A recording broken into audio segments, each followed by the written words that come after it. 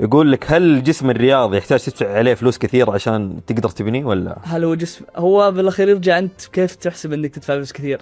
كشخص غير رياضي تلقاه يدفع اكثر في الاشياء الثانيه، بالمطاعم، كافيهات، بالطلعات، بالوجبات السريعه.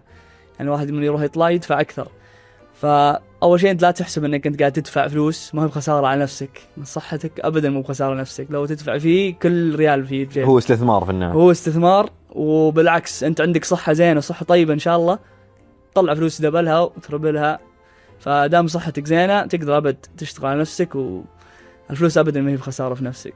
والله شوف، عندك العقل السليم في الجسم السليم.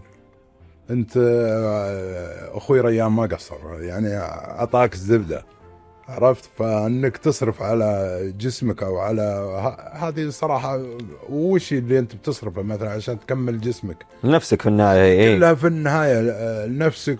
سالم من امراض السكر، سالم من امراض الشرايين، سالم من امراض عديدة. ايه هذه كلها مع الرياضه، مع هذه تروح ما تجيك. بينما انك جالس وخمول، هذا هو المصيبه. ايه واكل وجلسه، هذه المصيبه هنا.